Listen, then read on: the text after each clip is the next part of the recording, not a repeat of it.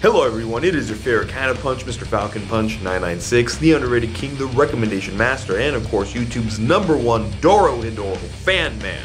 Back to bring you guys another recommendation for another MANime series, this time being for Lupin III. Lupin III is a classic, stylish, and of course manly series that's been going strong since the late 60s, as well as one of my absolute favorites, which is why today we're going to talk about almost everything Lupin III. Over the years, this series has had 4 TV series as well as a 5th one on its way, Hype! As well as various TV specials and movies. Instead of talking about one series in particular, I'm going to talk about the basic storyline of the series overall, as well as go a bit in depth on its 4 TV series, as well as recommend some of its movies and specials that I feel are great for newcomers to the Lupin franchise. Lupin III is a very unique series. As I've mentioned before, the best way I could really describe Lupin III is that it's an awesome blend of James Bond and Looney Tunes, which makes this anime stand out a lot more, as it feels more like a 70s Saturday morning cartoon than an actual anime.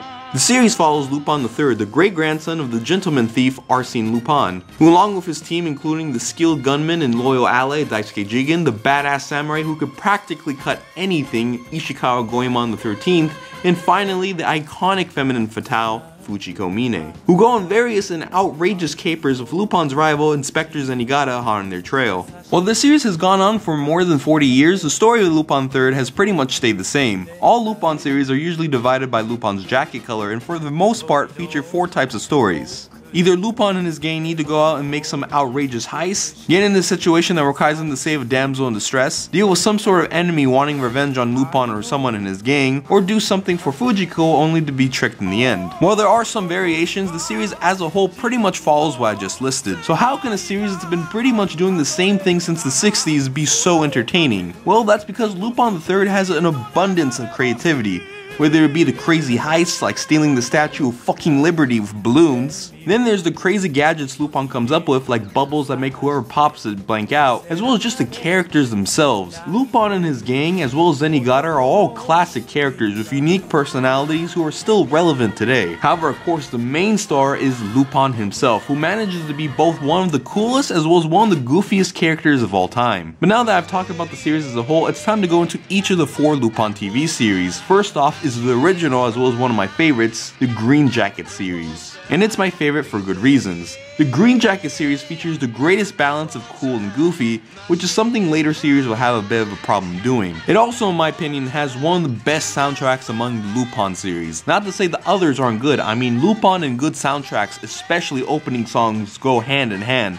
But the original, in my opinion, probably had the most memorable tracks. Up next we have the Red Jacket series, which is probably the most iconic as well as longest running Lupin series, being around 100+ episodes. While I've only just started watching the Red Jacket series, it actually seems to be one of the goofiest and just out there among the Lupin series, which may be sort of a shock for anyone coming on the Green Jacket series like myself, as Lupin in the Red Jacket series for the most part is portrayed as some total goofball that the anime sets up to be cool, but in the end just comes out as a goof. While he does have his time to shine in the series as a cool guy, they're mostly, from what I've gathered, few and far between. But the scenarios this Lupin series comes up with are just freaking insane, as there's literally an episode where Lupin dressed up as Superman gets in a fight with a group of superheroes ranging from Batman, Spider-Man, and even the fucking Hulk.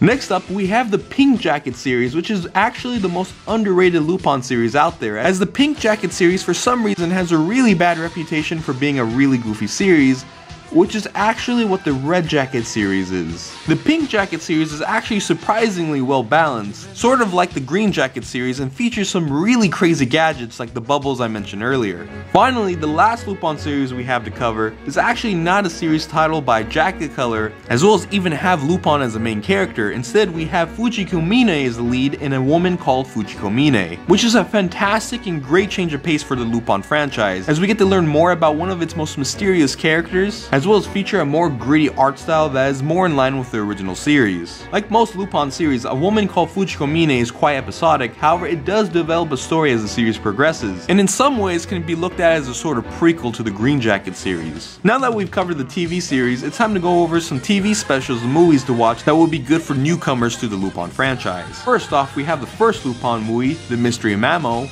which has Lupin go against a super intelligent, self-proclaimed prophet, Macho. Then there's First Contact, which is the TV special that shows how Lupin gang came together, if you disregard what I said earlier about the Fujiko series being a prequel to the original series. And finally, there's probably the most well-known Lupin movie, The Castle of Cagliostro, which I reviewed not too long ago. While Cagliostro is a fantastic movie and a great way to start for beginners, however, the movie does change the way a lot of the characters normally act, as they're more kinder and heroic compared to their various other counterparts, which may be due to the famous Hayao Miyazaki being the director of the movie. But overall, it doesn't matter what color jacket he's wearing or what movie or TV special you're watching, as the Lupin III franchise is a great and super entertaining series that I recommend to not just all anime fans, but all fans of good entertainment overall, and here hoping for the upcoming Blue Jacket series to become a great success.